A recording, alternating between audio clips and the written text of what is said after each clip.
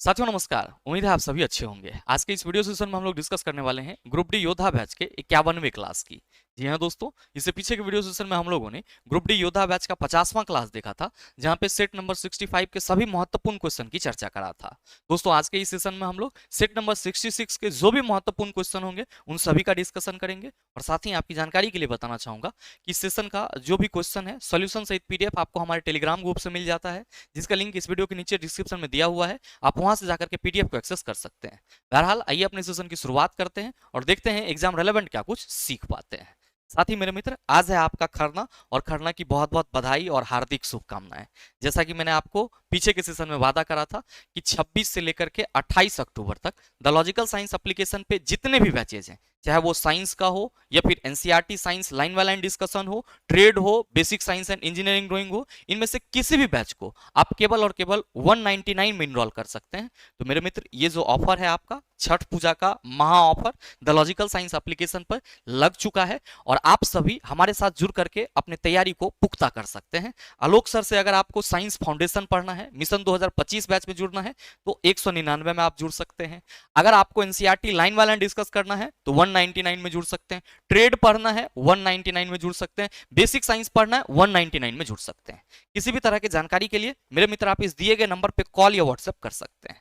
बहरहाल जो हम लोग का आज का सेट है वो है सेट नंबर 66 और सेट नंबर 66 का पहला सवाल आप सबों के सामने ये है कि जल के साथ कैल्शियम ऑक्साइड की संयोजन अभिक्रिया के फलस्वरूप इनमें से कौन सा उत्पाद बनता है। क्या होगा इसका आंसर? कहा जा रहा है कि जल के साथ कैल्शियम ऑक्साइड की अभिक्रिया। आप सभी क्या कहेंगे कि गुरुजी जल के साथ कैल्शियम ऑक्साइड अभिक्रिया करेगी तो ये क्या बना लेगा? आप कहेंगे कैल्शियम हाइड्रोक्साइड यानी कि CaOH होल 2 बना लेगा और साथ में क्या रिलीज होगा? आप सभी कहेंगे सर जी उष्मा रिलीज होगा। तो जो सवाल है कि जल के साथ कैल्शियम ऑक्साइड की संयोजन अभिक्रिया के फलस्वरूप इनमें से कौन सा उत्पाद बनता है, आप क्या कहेंगे? सर कैल्शियम हाइड्रोक्साइड बनता है। अब मेरे मित्र ये याद रखना कि यहां पे इसको संयोजन अभिक्रिया क्यों बोला जा रहा है, इसीलिए क्योंकि इसमें केवल और केवल एक उत्पाद बनता है, केवल और केवल एक प्रोडक्ट बनता है। और कोई भी वैसी रासायनिक अभिक्रिया जिसमें केवल एकल प्रतिफल बने, एकल प्रोडक्ट बने, उसको हम लोग क्या कहते हैं? आप कहेंगे संयोजन अभिक्रिया, कॉम्बिनेशन रिएक्शन कहते हैं। और ध्यान में रखना मेरे मित्र, ये जो कैल्शियम ऑक्साइड है इसी को हम लोग क्या कहते हैं? कली चूना कहते हैं। क्या कहते हैं? कली चूना। और इसी को हम लोग क्विक लाइम के नाम से भी जानते हैं। और मेरे मित्र इसी को हम लोग अनबुझा चूना भी कहते हैं। इसी को हम लोग क्या कहते हैं? अनबुझा चूना भी कहते हैं। ये चीज ध्यान में रखना, अनबुझा चूना भी कहते हैं।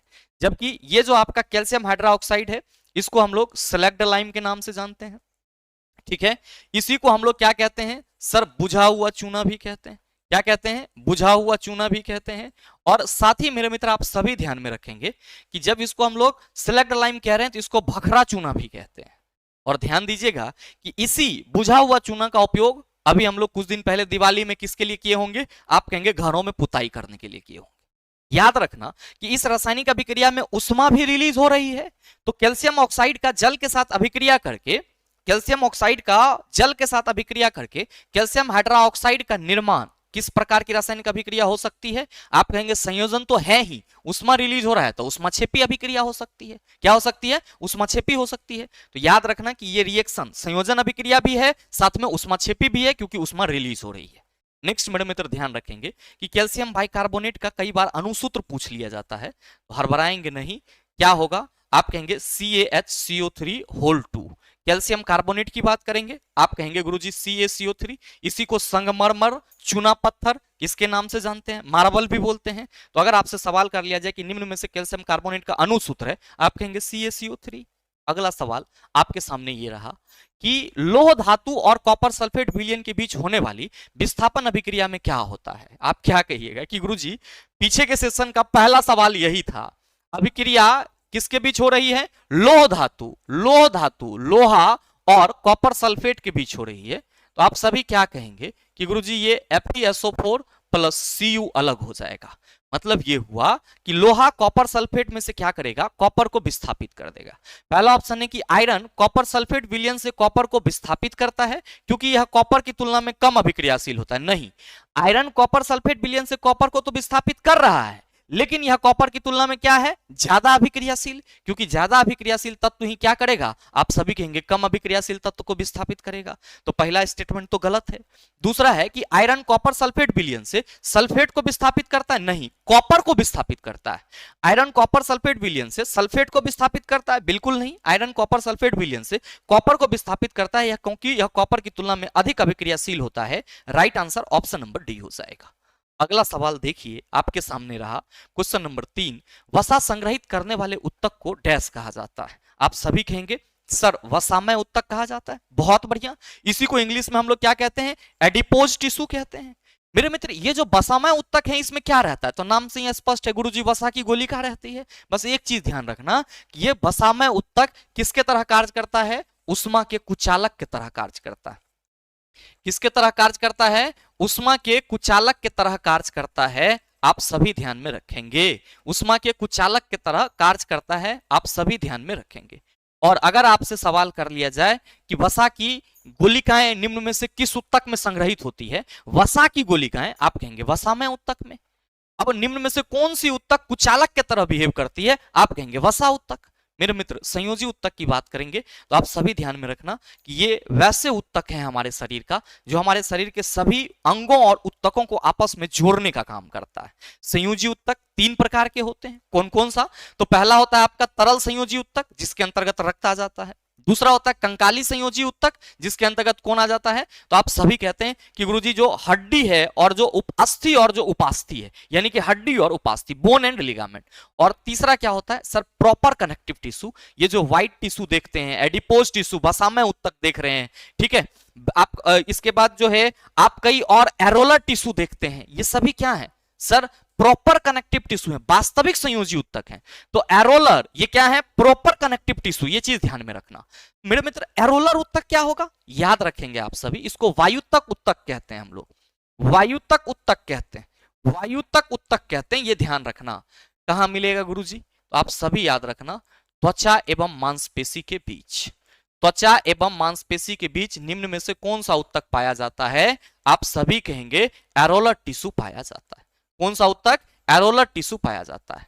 ये सर जो 2 अंगों के बीच जगह होता है, आप ये कह सकते हो कि वहां पे ये मौजूद होता है, त्वचा और मांसपेशी के बीच। और ये क्या करता है, तो आप सभी याद रखना, उत्तकों की मरम्मत में सहायता करता है।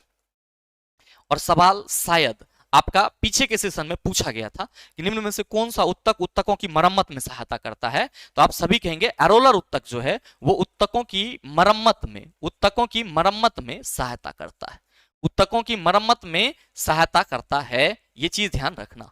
उपकला उत्तक की बात करेंगे तो आप थोड़ा भी परेशान नहीं होंगे। क्या कहिएगा कि गुरुजी शरीर को ढकने, शरीर को ढकने या बाह्य रक्षा प्रदान करने वाला उत्तक, शरीर को ढकने या बाह्य रक्षा प्रदान करने वाला उत्तक, बाह्य रक्षा प्रदान करने वाला उत्तक कौन सा है, उपकला उत्तक है। और ये भी अलग अलग आकार के चलते क्या होते हैं, कई प्रकार के होते हैं, सल्की या सल्काभ उपकला उत्तक, घनाकार उपकला उत्तक, स्तंभाकार उपकला उत्तक, पक्षमाभी स्तंभाकार उपकला उत्तक। तो सर अलग अलग विशेषता के आधार पर उपकला उत्तक भी कई प्रकार के होते हैं, और ये सब के सब हैं क्या, आप सभी कहेंगे सर जंतु उत्तक है। अगला सवाल देखिए, क्वेश्चन नंबर 4 क्या पूछ रहा है, निम्न में से कौन सा प्राणी लिंग परिवर्तित कर सकता है जो यह दर्शाता है कि लिंग आनुवांशिक रूप से निर्धारित नहीं होता है। मेरे मित्र, इस क्वेश्चन का आंसर मैं आप सबों से जानना चाहूंगा, सही आंसर क्या होगा नीचे कमेंट करके जरूर बताना, आपके कमेंट का इंतजार रहेगा। अगला सवाल देखो, क्वेश्चन नंबर 5 कह रहा है कि 2 तार ए और बी एक ही पदार्थ के बने हुए हैं। मेरे मित्र 2 तार ले लीजिए, ठीक है, ये आपका ए हो गया और ये तार जो है ये क्या हो गया, बी हो गया। अब कहा जा रहा है कि ए की लंबाई बी की लंबाई की 3 गुनी है, तो मान लेते हैं बी की लंबाई l है, तो ए की लंबाई क्या होगा, आप कहेंगे 3l। और ए की अनुप्रस्थ काट क्षेत्रफल बी की अनुप्रस्थ काट क्षेत्रफल का 1/4 है, तो मान लेते हैं कि इसका जो क्रॉस सेक्शन एरिया है, यानी कि अनुप्रस्थ काट क्षेत्रफल है, क्रॉस सेक्शन एरिया है, वो कितना है, आप सभी कहेंगे ए, तो इसका जो क्रॉस सेक्शन एरिया होगा वो कितना हो जाएगा, आप कहिएगा सर a/4 हो जाएगा। ये क्रॉस सेक्शन एरिया है, अनुप्रस्थ काट क्षेत्रफल, इसको चला ऐसे समझो, अनुप्रस्थ काट क्षेत्रफल क्या हो जाएगा, आप कहेंगे सर a/4। पूछ रहा है कि ए का प्रतिरोध कितना है, क्या कहिएगा कि गुरुजी जब आप सब बताइए दिए हैं कि ये इसका जो लंबाई होगा वो 3L होगा, क्रॉस सेक्शन एरिया A/4, पदार्थ की प्रकृति समान है, मतलब आपका कहा जा रहा है कि एक ही पदार्थ के बने हुए हैं तो प्रकृति समान है, तो दोनों की जो रेसिस्टिविटी होगी वो सेम होगी। आप क्या कहते हो कि गुरुजी चूंकि R equal to rho L बटा A होता है तो रो तो सेम ही रहेगा, इसका भी और इसका भी, क्योंकि समान पदार्थ से बना है, कहा जा रहा है एक ही पदार्थ के बने हुए हैं। और मेरे मित्र लंबाई इसका आप कहेंगे 3L और क्रॉस सेक्शन एरिया A/4 हो जाएगा, रो 3L बटा ये क्या हो जाएगा, आप सभी कहेंगे कि गुरुजी ये हो जाएगा 4 बटा A, यहां पे बटा नहीं होगा, इसको ऐसे लिखो, ओहो हो A/4, ठीक है, ये हो जाएगा रो, ठीक है, उसके बाद आपका 3L अब बटा क्या हो जाएगा सर 4 बटा A, 12 रो L/A। अब मेरे मित्र ये जो R है ये किसकी है, तो आप सभी कहेंगे चालक तार A की, R किसकी है, चालक तार A की, तो मेरे मित्र A का जो प्रतिरोध होगा, A का जो R होगा वो किसके बराबर होगा, तो आप सभी कहेंगे 12, ये रो L, जब इसका हम L और A ले रहे हैं तो 12B, यानी कि आप ये कह सकते हो कि सर जो सवाल है कि A का प्रतिरोध कितना होगा, तो A का प्रतिरोध B के प्रतिरोध का 12 गुना होगा। पहला ऑप्शन है B के प्रतिरोध का 9 गुना, B के प्रतिरोध का 12 गुना के बराबर, right answer option number B हो जाएगा, right answer option number B हो जाएगा, कहीं से भी हड़बड़ाने की जरूरत आप कहेंगे बिल्कुल नहीं। नेक्स्ट क्वेश्चन नंबर 6 कि एक समांतर प्रकाश किरण पुंज 0.8 मीटर वक्रता त्रिज्या वाले अवतल दर्पण पर आपतित होने पर परावर्तित किरण होगी। ध्यान से समझो कि एक समांतर प्रकाश की किरण पुंज अवतल दर्पण जिसकी वक्रता त्रिज्या कितनी है, ये अगर पोल है तो ये फोकस, और वक्रता त्रिज्या कितनी है, तो सर जो R है वो 0.8 मीटर है, तो कह रहा है कि ये समांतर है, तो आप कहेंगे सर मुख्य अक्ष के समांतर है तो फोकस से होकर गुजरेगी, और फोकस जो है वो वक्रता त्रिज्या की आधी होती है, होता है कि नहीं होता है, चला F इक्वल टू R बटा 2, तो 0.8 बटा 2 आप सभी क्या कहेंगे कि गुरुजी ये 0.4 हो गया। तो जो हमसे सवाल है कि एक समांतर प्रकाश किरण पुंज 0.8 मीटर वक्रता त्रिज्या वाले अवतल दर्पण पर आपतित होने पर परावर्तित किरणें, आप सभी क्या कहेंगे कि सर 0.4 मीटर की दूरी पर एक बिंदु पर चूंकि अवतल दर्पण है तो ये अभिसरित करेगी, क्या करेगी सर, अभिसरित यानी कि केंद्रित करेगी। पहला ऑप्शन है कि अवतल दर्पण से 0.8 ना, अवतल दर्पण के पीछे जाना ही नहीं है 0.8 के साथ, हाँ 0.4 के साथ आना है, अवतल पृष्ठ से 0.4 मीटर की दूरी पर स्थित एक बिंदु पर अभिसरित होगी, बिल्कुल सही है, right answer option number C हो जाएगा। ये क्यों नहीं होगा, क्योंकि यहां अपसरित कहा जा रहा है, तो उत्तल दर्पण की तो चर्चा की नहीं गई है जो हम लोग अपसरित कहेंगे। अवतल दर्पण अभिसारी दर्पण, उत्तल दर्पण अपसारी दर्पण। सर क्यों है अवतल दर्पण अभिसारी दर्पण, इसीलिए कि अवतल दर्पण अपने मुख्य अक्ष के समांतर आ रही प्रकाश की किरणों को क्या करता है सर, एक बिंदु फोकस पर केंद्रित करता है, जबकि उत्तल दर्पण मुख्य अक्ष के समांतर जा रही प्रकाश की किरणों को क्या करता है सर, चारों तरफ फैलाता है, जिसमें यह लगता है कि प्रकाश की किरणें दर्पण के किसी बिंदु से आ रही है, और जिस बिंदु से आती हुई प्रतीत होती है वही बिंदु मुख्य फोकस होता है। तो वहां पे अपसरित, यहां पे क्या होगा अभिसरित, ये चीज ध्यान में रखना। अगला सवाल देखो, क्वेश्चन नंबर 7 आपसे कह रहा है निम्न में से कौन सा पदार्थ ब्रिक द्वारा पुनः अवशोषित नहीं किया जाता है, क्रिएटिनिन, लवण, अमीनो अम्ल, ग्लूकोज। मेरे मित्र आप सबों को मालूम है कि जो हम ब्रिक की बात कर रहे हैं इसी को हम लोग क्या कहते हैं, किडनी कहते हैं। क्या कहते हैं, किडनी कहते हैं। इसका कार्य क्या है, आप सभी कहेंगे गुरुजी इसका कार्य मूत्र निर्माण करना है। इसका कार्य क्या है, मूत्र निर्माण करना। अब मेरे मित्र मूत्र जो निर्माण की प्रक्रिया होती है वो किसके थ्रू होती है सर, किडनी की जो संरचनात्मक और क्रियात्मक इकाई नेफ्रॉन है उसके थ्रू होती है। और जो ब्रिक है ये 3 चरणों में अपना कार्य पूरा करता है। पहला होता है ग्लोमेरुलर फिल्ट्रेशन, दूसरा होता है ट्यूबुलर रीअब्जॉर्प्शन, तीसरा होता है आपका ट्यूबुलर सेक्रेशन। याद रखना आप सभी कि ये जो ब्रिक मूत्र निर्माण का कार्य करता है, इस मूत्र निर्माण में सर तीन कार्य होते हैं, 3 कार्य होते हैं। पहला कौन सा होता है, पहला होता है ग्लोमेरुलर फिल्ट्रेशन, पहला कौन सा होता है ग्लोमेरुलर फिल्ट्रेशन। दूसरा कौन सा होता है sir, tubular reabsorption, tubular reabsorption, tubular reabsorption. और तीसरा क्या होता है सर, ट्यूबुलर सेक्रेशन। यही 3 चरण होते हैं जिसमें मेरे मित्र ब्रिक क्या करता है, तो जो रक्त में अशुद्धि रहती है उसको छान करके उसको यूरिन में तब्दील करता है, मूत्र में तब्दील करता है। सर ग्लोमेरुलर फिल्ट्रेशन में क्या होता है, तो आपके बॉडी में जो रक्त है, आपके बॉडी में जो रक्त है उसका उच्च दाब पे फिल्टर होता है, यानी कि उसका फिल्ट्रेशन होता है। अब ये जो फिल्टर आगे की नलिका में जाता है, ट्यूब मतलब क्या हुआ, नली, ट्यूब का मतलब क्या हुआ, नली, रीअब्जॉर्प्शन मतलब फिर से अवशोषित करना। तो मेरे मित्र जैसे ही ग्लोमेरुलर फिल्ट्रेशन के बाद जो रक्त आपका नलिका में जाता है, तो वहां पे उस नलिका के द्वारा जो उसमें मुख्य पदार्थ होते हैं, जैसे कि आपका लवण हो गया, अमीनो अम्ल हो गया, ग्लूकोज हो गया, इन सभी का अवशोषण कर लिया जाता है। लवण का, ग्लूकोज का और अमीनो अम्ल का अवशोषण कर लिया जाता है, और फिर मेरे मित्र जो फिल्टर है उसको छोड़ दिया जाता है। और जब वो आगे आता है तो उसी ट्यूब से क्या निकलती है, कुछ उत्सर्जी पदार्थ निकलती है जो मूत्र निर्माण में सहायक होता है, और मेरे मित्र मूत्र का फॉर्मेशन होता है। तो आपसे सवाल है कि कौन सा पदार्थ ब्रिक द्वारा पुनः अवशोषित नहीं किया जाएगा। आप सभी कहेंगे लवण, ग्लूकोज, अमीनो अम्ल कह रहे हैं कि पुनः अवशोषित होगा, जबकि क्रिएटिनिन आप कहेंगे एक प्रकार का हार्मफुल सब्सटेंसेस है ब्रिक के लिए, किडनी के लिए। और अगर आपके किडनी में क्रिएटिन लेवल की एक निश्चित मात्रा से ज्यादा बढ़ जाए तो आपका किडनी फेल्योर हो सकता है, आपका किडनी बर्बाद हो सकता है। ये चीज ध्यान रखना। इसीलिए किडनी का सर पुनः किडनी के द्वारा क्रिएटिनिन का पुनः अवशोषण नहीं होता है, जबकि लवण, अमीनो अम्ल और ग्लूकोज का पुनः अवशोषण होता है। अब याद रखो, इस क्वेश्चन का आंसर जान लिए, पल्ला झाड़ लिए, ऐसा नहीं है। सवाल ऐसे भी पूछ देगा कि निम्नलिखित में से किडनी द्वारा किस पदार्थ का पुनः अवशोषण किया जाता है, तो उस केस में आंसर क्या होगा, आप कहेंगे लवण, अमीनो अम्ल और ग्लूकोज का पुनः अवशोषण किया जाता है। आगे बढ़ते हैं चला, और अगला सवाल आपसे ये है कि निम्न में से किस प्रक्रिया में पायरुवेट एथेनॉल और कार्बन डाइऑक्साइड में परिवर्तित होता है।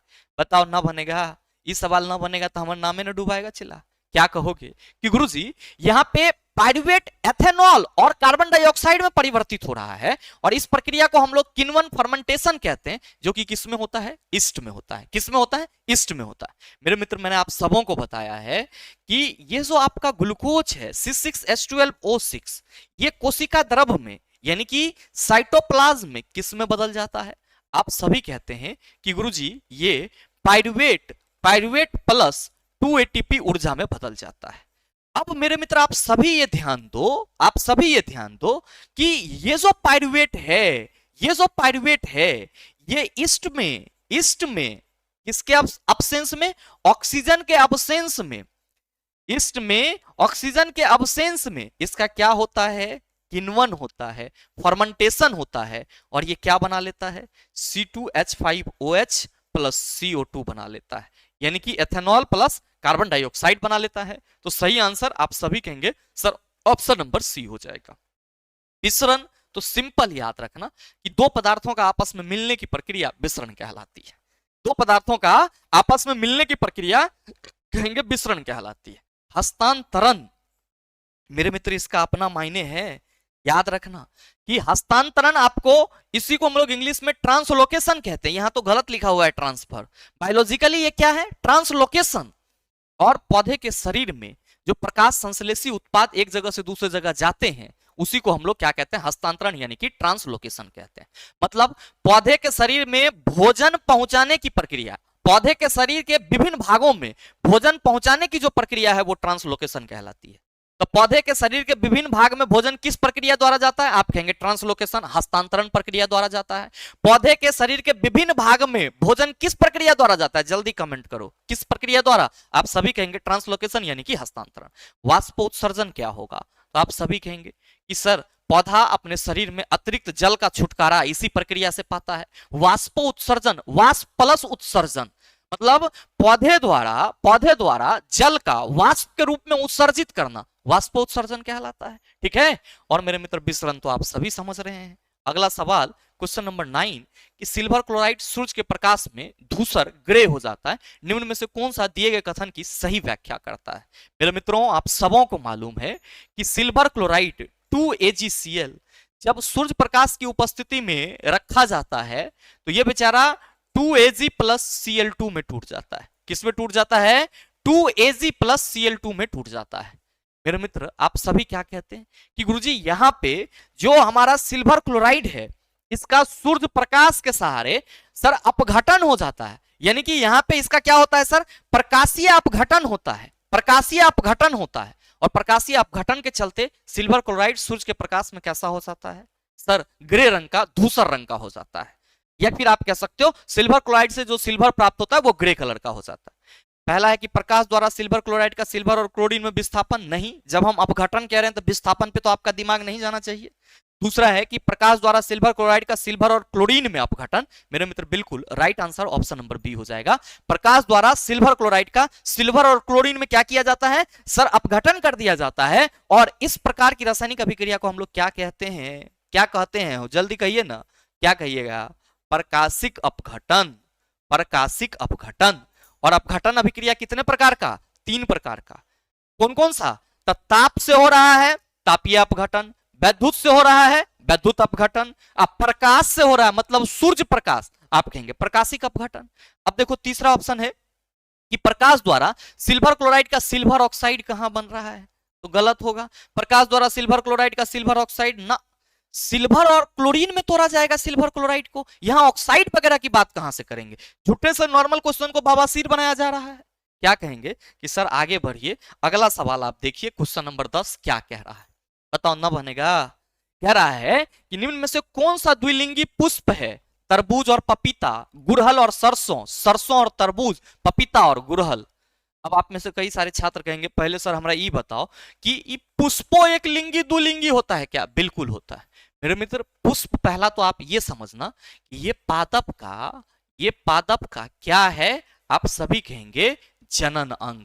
पादप का लैंगिक जनन अंग है, खाली जनन अंग कह देने से काम नहीं होगा, लैंगिक जनन अंग है। अब ध्यान रखना कि मेरे मित्र फाल आपका पुष्प में जो मेल होता है उसको पुंकेसर बोलते हैं, और जो फीमेल होता है ओकरा हम लोग स्त्री केसर बोलते हैं। तो मेरे मित्र आप सभी ये याद रखेंगे कि ये पुष्प 2 प्रकार के होते हैं। कितने प्रकार के, 2 प्रकार के। एक होता है एक लिंगी, एक लिंगी नाम से ही स्पष्ट है, इसमें एक के गो लिंग होगा। अब वो एक लिंग या तो स्त्री केसर हो सकता है या पुंकेसर हो सकता है। और मेरे मित्र दूसरा होता है द्विलिंगी, द्विलिंगी। तो आप सभी क्या कहेंगे कि आप सभी कहेंगे कि गुरुजी जो द्विलिंगी होगा इसमें स्त्री केसर और पुंकेसर दोनों होगा।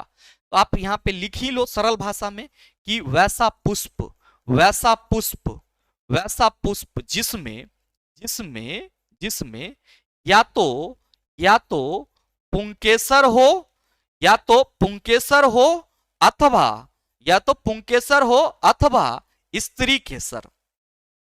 मतलब अगर कोई वैसा फूल है जिसमें या तो पुंकेसर हो या फिर क्या हो स्त्री केसर, तो एक लिंगी वो कहलाएगा, एक के गो लिंग होगा उसमें।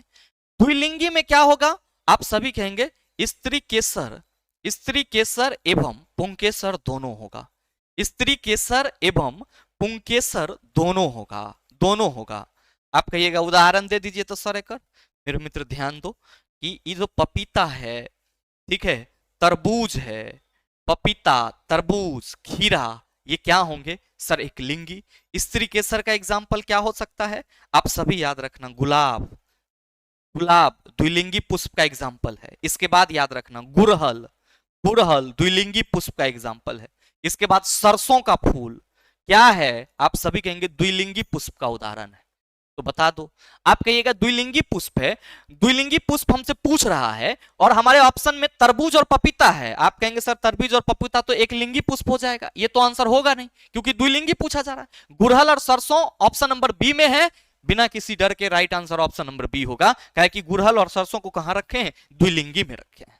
अब देखो नेक्स्ट, पपीता और गुड़हल का हाँ एक लिस्ट में नाम नहीं है, पपीता लग गया तो एक लिंगी हो गया, हमको तो द्विलिंगी केवल चूज करना है ऑप्शन। सरसों और तरबूज आप कहेंगे बिल्कुल नहीं।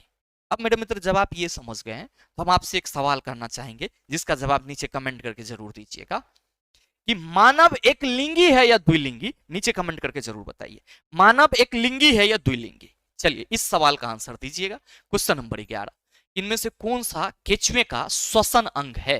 केचुआ यहाँ पे किसको बोला जा रहा है, अर्थवार्म। खेत में देखते होंगे चाली जैसे घूम रहा होता है और पूरा एकदम मिट्टी में छेद करते रहेगा।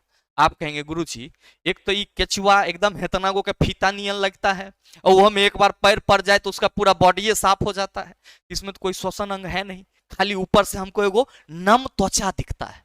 मेरे मित्र याद रखना कि जो केचुआ है ये अपना श्वसन कहां से करता है? सर त्वचा की सहायता से करता है। मेरे मित्र जो मानव है वो अपना श्वसन कहां से करता है? आप सभी कहेंगे सर मानव जो है वो फेफड़ा से करेगा। मानव किससे करेगा? फेफड़ा से। पक्षी फेफड़ा से। क्लोम कोष जिसको गिल सेक बोलते हैं, आप सभी कहेंगे गुरुजी ये मछली के लिए श्वसन अंग हो जाएगा। और मेरे मित्र ग्रास हॉपर या तिलचट्टा, आप सभी कहेंगे सर टिड्डा वगैरह जो है वो श्वास रंध्र यानी कि स्पेरेकल्स के थ्रू क्या करेगा? श्वसन की प्रक्रिया करेगा। तो स्पेरेकल्स, टिड्डा, तिलचट्टा, इन सभी में श्वसन अंग आप कहेंगे गुरुजी श्वास रंध्र होगा। मेढक भी याद रखना, मेढक तो और कमाल करता है चिल्ला, मेढक और कमाल करता है कि मेढक मुंह से भी सांस ले लेगा, त्वचा से भी सांस ले लेगा, अब फेफड़ा से भी सांस ले लेगा। लेकिन मेरे मित्र जो स्तनधारी और एवीज वर्ग के जंतु हैं, यानी कि जो मैमल्स हैं, जो अपने बच्चे को दूध पिलाते हैं, और साथ ही साथ जो पक्षी वर्ग के जंतु हैं, ये सभी क्या करते हैं? सर फेफड़ा से श्वसन की प्रक्रिया को करते हैं, और इसका श्वसन अंग क्या होता है? फेफड़ा होता है। नेक्स्ट देखिएगा, सवाल आपसे कह रहा है कि यदि अपवर्तनांक का मान बढ़ता है तो आप सभी क्या कहेंगे? विचलन घटता है, प्रकाश की दिशा में विचलन बढ़ता है, प्रकाश की दिशा में कोई विचलन नहीं होता है, प्रकाश का वक्र पथ पर गमन करता है। मेरे मित्र मैं इस प्रकार के सवाल के लिए आपको सीधे कहां ले जाना चाहूंगा? आपको ले जाना चाहूंगा सर डिस्पर्सन ऑफ लाइट, वर्ण विक्षेपन। वर्ण विक्षेपन आप सभी कहते हो कि गुरुजी ये विभगीयोर के रूप में होता है, और आपको मालूम है कि ये बैगनी रंग जो है वो प्रिज्म के आधार की ओर सबसे ज्यादा झुकता है। क्यों झुकता है? क्योंकि सर बैगनी की अपवर्तनांक सबसे ज्यादा होती है। मतलब साफ है कि सर अगर अपवर्तनांक बढ़ेगा तो प्रकाश की दिशा में विचलन क्या होगा? बढ़ेगा। अपवर्तनांक घटेगा, विचलन क्या होगा? घटेगा। मेरे मित्र लाल रंग का तरंग दैर्ध्य बहुत ज्यादा है, तो आप सभी क्या कहते हो कि गुरुजी ये कम झुकता है। इसका अपवर्तनांक भी क्या है? बहुत कम है। आप सभी कहते हो सर इसीलिए तो ये कम झुकता है, तो विचलन भी इसका कम होता है। तो सीधा सवाल है, यदि अपवर्तनांक का मान बढ़ता है तो विचलन घटता है, प्रकाश की दिशा में विचलन बढ़ता है, प्रकाश की दिशा में कोई विचलन नहीं होता, प्रकाश वक्र पथ पर गमन करती है। आप कहिएगा सर प्रकाश की दिशा में विचलन बढ़ता है। Right answer option number B होगा। नेक्स्ट क्वेश्चन नंबर 13 आपसे पूछ रहा है कि मान लीजिए कि दो कुंडली ए और बी है। पहला चीज तो हम ये कहेंगे कि हड़बड़ाना नहीं इस सवाल को देख के, इसीलिए नहीं हड़बड़ाना कि इस सवाल में ही आपका आंसर है। कह रहा है कि मान लीजिए कि दो कुंडली ए और बी है, कुंडली ए को कुंडली बी से बदल दिया जाता है, जिसमें लूपों की संख्या कुंडली ए में लूपों की संख्या की दोगुनी है। मतलब दो गो कुंडली ए और बी। अब क्या कर रहे हैं कि जो ए है इसको बी से बदल दे रहे हैं। अब जब ए को बी से बदल दे रहे हैं तो मेरे मित्र कह रहा है कि ए में लूपों की संख्या दोगुनी हो जाती है। चुंबकीय फ्लक्स के परिवर्तन की दर नियत है। आरंभिक प्रेरित ईएमएफ और आंतरिक प्रेरित अंतिम प्रेरित ईएमएफ का अनुपात ज्ञात कीजिए।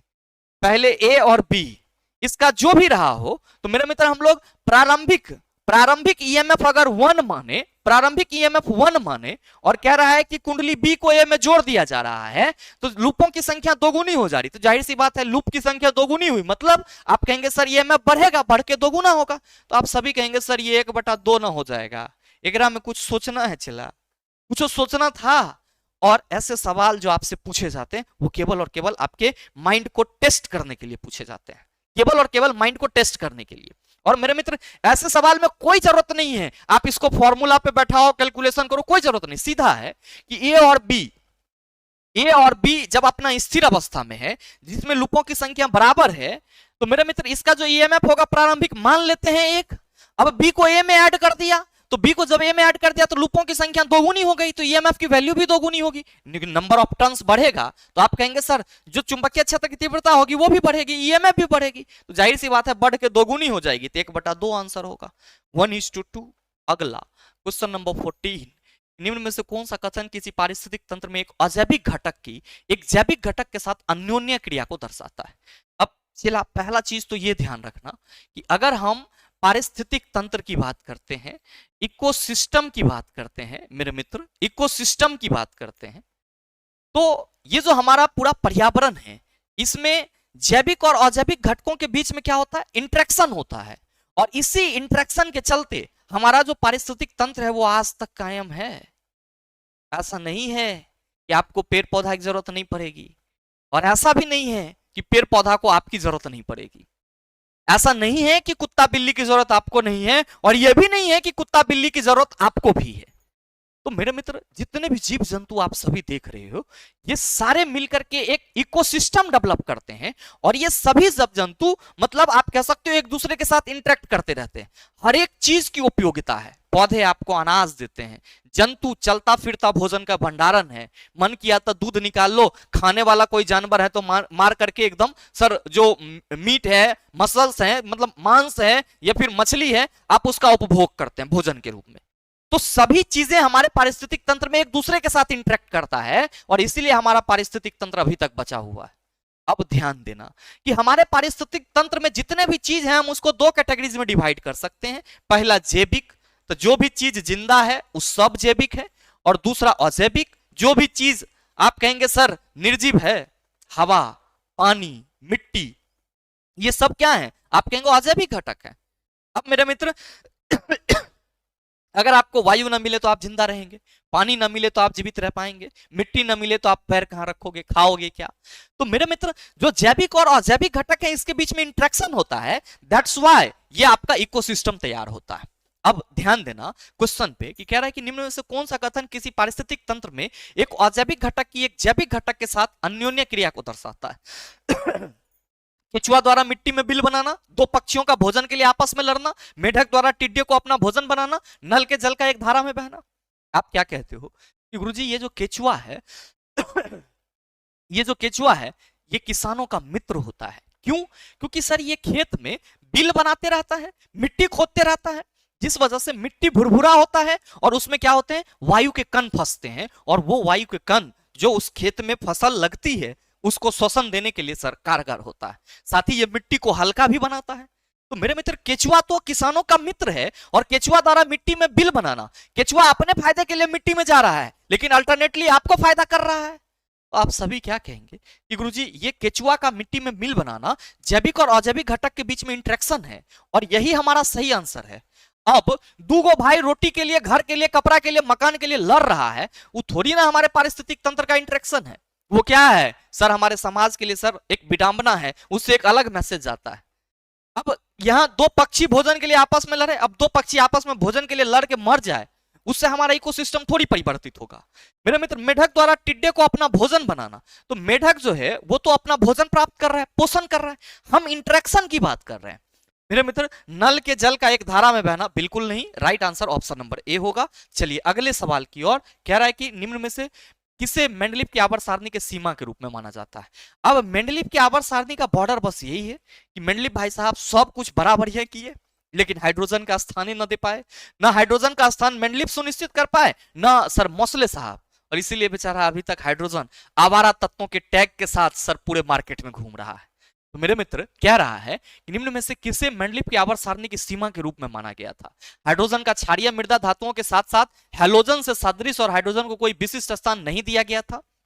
दूसरा है हाइड्रोजन का क्षार धातु के साथ साथ हैलोजन से सदृश और हाइड्रोजन को कोई विशिष्ट स्थान नहीं दिया गया।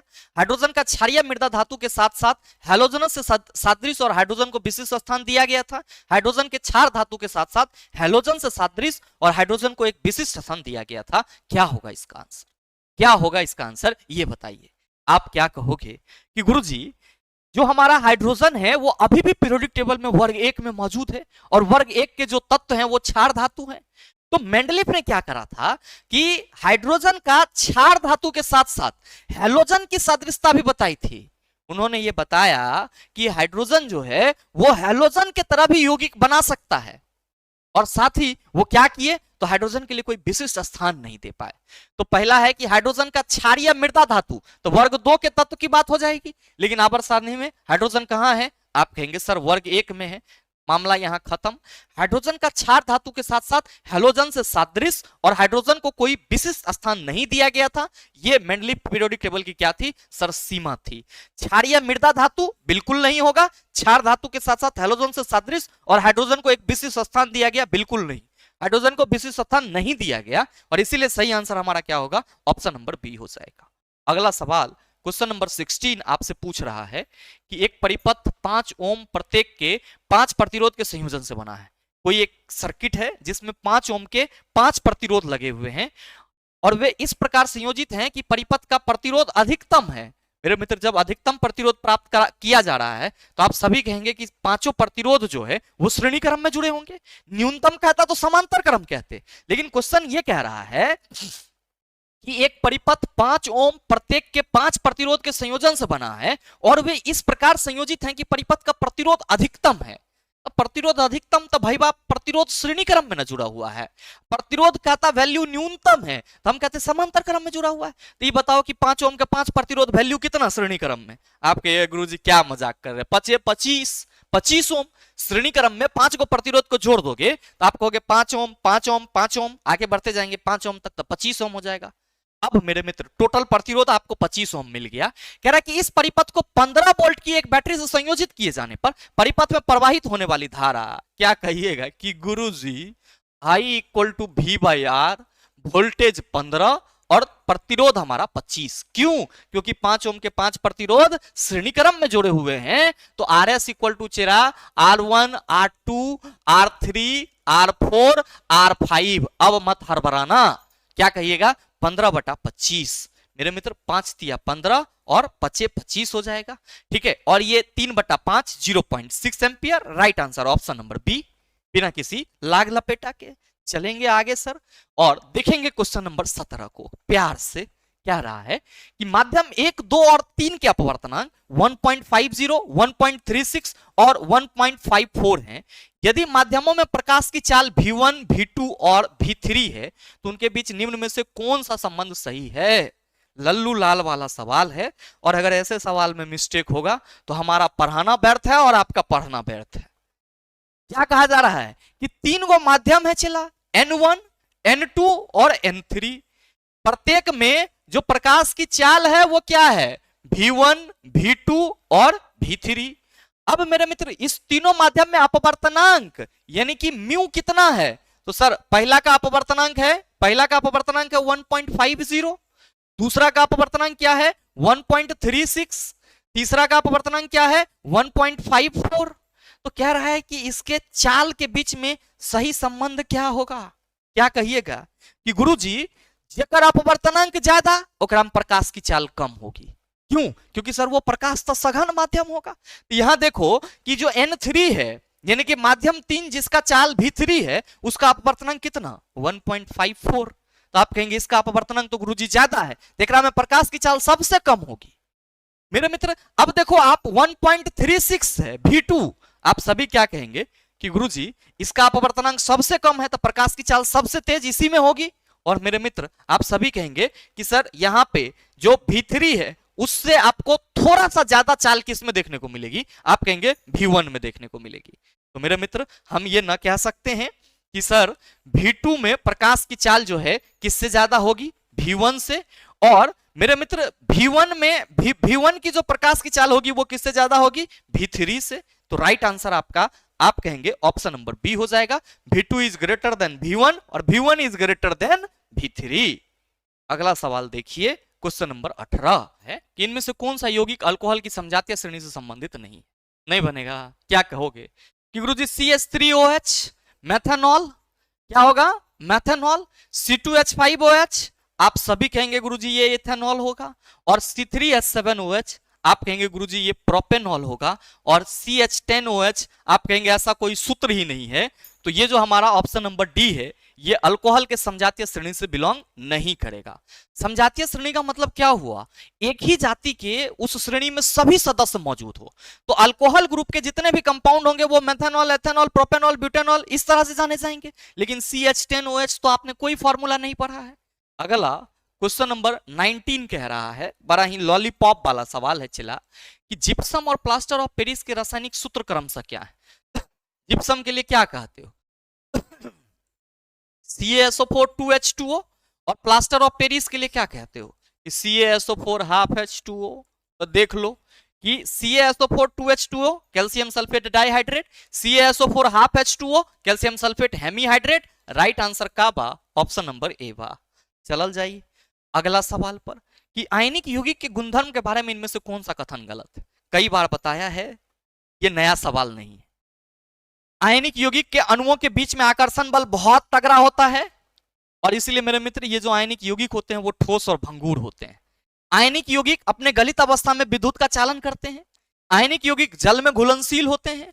आयनिक यौगिक का क्वथनांक और गलनांक हाई होता है। और मेरे मित्र जो आयनिक यौगिक हैं ये पेट्रोल में अविलय होते हैं। ये बात तो आप सबों को मालूम है। अब इसी आधार पर ये चारों ऑप्शन में से सही सेलेक्ट करना है आपको कि आयनिक यौगिक के गुणधर्म के बारे में कौन सा स्टेटमेंट गलत है। मेरे मित्र पहला है कि आयनिक यौगिक सामान्यतः भंगुर होते हैं और दाब आरोपित किए जाने पर टूट जाते हैं, बिल्कुल सही है। आयनिक यौगिक के गलनांक और क्वथनांक उच्च होते हैं। वैद्युत संयोजी यौगिक, मेरे मित्र याद रखना, वैद्युत संयोजी यौगिक को ही आयनिक यौगिक कहते हैं। तो वैद्युत संयोजी यौगिक सामान्यतः जल में विलय होते हैं और पेट्रोल में अविलय। 100% सही है सर।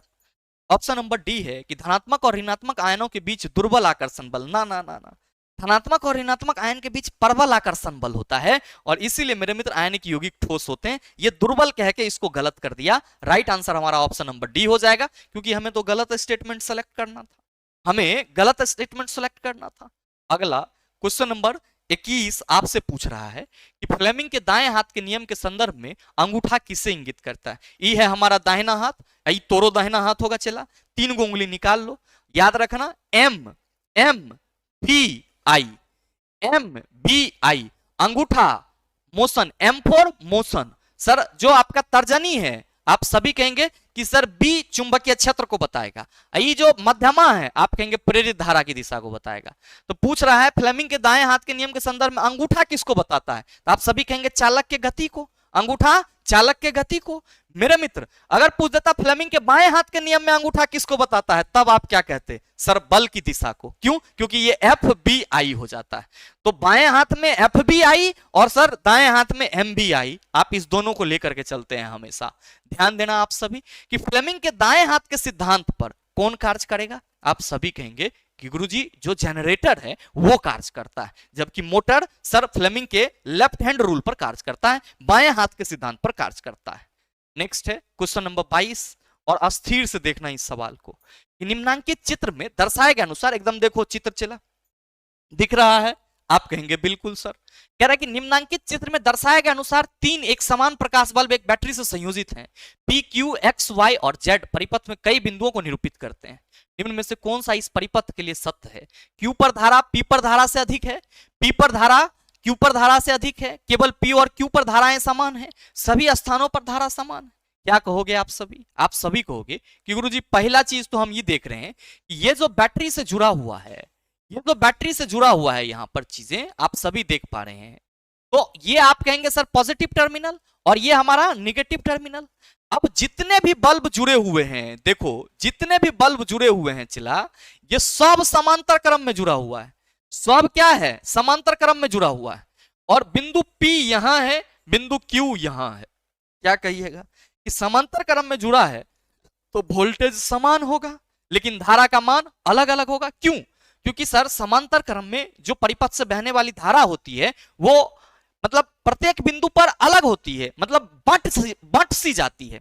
प्रत्येक बिंदु पर धारा आप कहते हो बंट जाती है। तो मेरे मित्र जो सवाल आपसे पूछा जा रहा है कि P और Q पर, तो यहां पे तो धारा मैक्सिमम होगी, लेकिन जैसे ही वो इस पॉइंट पे आई धारा इधर जाएगी और फिर धारा इधर जाएगी। तो यहां से धारा मैक्सिमम निकल रही है, लेकिन इस बिंदु पे आके क्या हुई सर, आप कहेंगे इधर कुछ धारा जाएगी और धारा कुछ इधर आएगी। तो आप कहेंगे यहां पे तो हमारा Q बिंदु पे बटा हुआ धारा मिलेगा जो कि P से क्या होगा, कम होगा। तो पहला ऑप्शन है कि Q पर धारा P पर धारा से अधिक है, नहीं, P पर धारा Q पर धारा से अधिक है। Right answer option number B हो जाएगा। आगे तो हमको पढ़ना ही नहीं है, धारा समान होगा नहीं क्योंकि सभी समांतर क्रम में जुड़े हुए हैं। और कह रहा है कि सभी स्थानों पर धारा समान है, बिल्कुल संभव नहीं है। अगला सवाल देखिएगा, क्वेश्चन नंबर 23 क्या पूछ रहा है कि न्यूलैंड के अष्टक में इनमें से किन 2 तत्वों को हाइड्रोजन, फ्लोरीन, क्लोरीन और ब्रोमीन के साथ समान स्तंभ में रखा गया। मेरे मित्र आप सभी ये ध्यान दो कि न्यूलैंड ने जो अपने आवर्त सारणी में गलती करा था, वो क्या गलती था कि न्यूलैंड जिस समय अपना पीरियोडिक रूल बनाए, जिस समय अपना आवर्त सारणी बनाए, उस समय तक ज्ञात तत्वों की संख्या 56 थी। तो न्यूलैंड बाबा बड़ा उत्साहित होकर के बोले कि जिस तरह भारतीय संगीत में सा रे गा मा पा धा नी फिर सा, मतलब आप कह सकते हो कि प्रत्येक 8वां तत्व पहले से मैच कर रहा है, उसी तरीके से अगर हम लोग सर आवर्त सारणी में तत्वों को उसके बढ़ते हुए परमाणु द्रव्यमान के क्रम में सजाए तो क्या पाएंगे कि प्रत्येक 8वें तत्व का गुण पहले से मैच कर रहा है। प्रत्येक 8वें तत्व का गुण किससे मैच कर रहा है, पहले से मैच कर रहा है। लेकिन जो न्यूलैंड का रूल था ये केवल हल्के तत्व तक लागू हो रहा था। आगे इन्होंने क्या करा कि जिस तत्व को मतलब समान गुण वाले तत्व के साथ होना चाहिए उसको इन्होंने अलग कर दिया। जैसे इन्होंने न्यूलैंड ने अपने आवर्त सारणी में सर हैलोजन तत्वों के साथ कोबाल्ट और निकेल को रख दिया, जबकि कोबाल्ट और निकेल की प्रॉपर्टीज लोहा से मिल रही थी। तो मेरे मित्र जो सवाल है कि न्यूलैंड का अष्टक इनमें से किन दो तत्वों को सर हाइड्रोजन, फ्लोरीन, क्लोरीन और ब्रोमीन के साथ सर समान स्तंभ में रखा गया? आप कहेंगे कोबाल्ट और निकेल। कोबाल्ट और निकेल कहां रखा जाना चाहिए था सर इसको? फेरस के साथ, लेकिन फेरस को सर इससे अलग कर दिया गया। अगला सवाल देखिए, क्वेश्चन नंबर 24 कह रहा है कि एक वस्तु को किसी अभिसारी दर्पण, अभिसारी कह दिल को तो आप क्या कहेंगे गुरुजी? अवतल दर्पण। तो अवतल दर्पण के सामने 0.5 मीटर की दूरी पर रखा जाता है। लीजिए ना, अवतल दर्पण के सामने 0.5 मीटर की दूरी पर रखा जाता है। यदि दर्पण की फोकस दूरी f इक्वल टू -0.2 मीटर है तो प्रतिबिंब का आवर्धन, रिफ्लेक्शन ऑफ लाइट वाला न्यूमेरिकल का क्लास जो किया होगा वो इस सवाल को धज्जी उड़ा देगा। क्या कहिएगा सर? क्वेश्चन में फोकस दूरी और वस्तु दूरी दी हुई है और दर्पण के लिए आवर्धन m इक्वल टू f बटा f माइनस u होता है दर्पण के लिए आवर्धन। अब देखो ना यहाँ पे कि f कितना है? आप कहेंगे -0.2 गुरुजी। अब जो आपका f है -0.2 और फिर यहाँ माइनस होगा, और u कितना है? आप सभी कहेंगे -0.5। चलो आगे बढ़ो चला, -0.2 और -0.2 अब प्लस कितना हो जाएगा? 0.5। देखो -0.2 अब बटा ये प्लस माइनस क्या होगा? आप सभी कहेंगे प्लस माइनस, सर जी माइनस। तो ये हम सॉरी यहाँ पे 0.2 है चला 0.2 और ये प्लस माइनस, तो 5 में से 2 गया तो 3 ना। आप सभी कहिएगा पॉजिटिव साइन के साथ प्लस है, ये हमारा 0.3 हो गया और ये पॉइंट आप कहेंगे हट जाएगा गुरुजी। आवर्धन का value -2/3। Right answer option number B हो जाएगा। मेरे मित्र आपके आज के इस सेशन में टोटल 24 सवाल थे जिसको आपने हमारे साथ बेहतर तरीके से नेस से नाबूद कर दिया है, और मुझे उम्मीद है कि ऐसे सवाल अगर आपको दोबारा भेटा जाए तो आप उसका गर्दा उड़ा देंगे। साथ ही उम्मीद करते हैं कि ये सेशन आप सबों को अच्छा लगा होगा। अगर आपको अच्छा लगा तो लाइक कीजिएगा, ज्यादा से ज्यादा अपने दोस्तों के साथ शेयर कीजिएगा, और अगर आप चैनल पर नए हैं तो सब्सक्राइब करके बेल आइकन दबा लेना ताकि इस तरह के एग्जाम रिलेवेंट वीडियो का नोटिफिकेशन सबसे पहले आपके पास पहुंचे और आप उसको सबसे पहले देख पाओ। मिलते हैं फिर अगले सेशन में, तब तक के लिए best of luck. Thank you, have a nice day.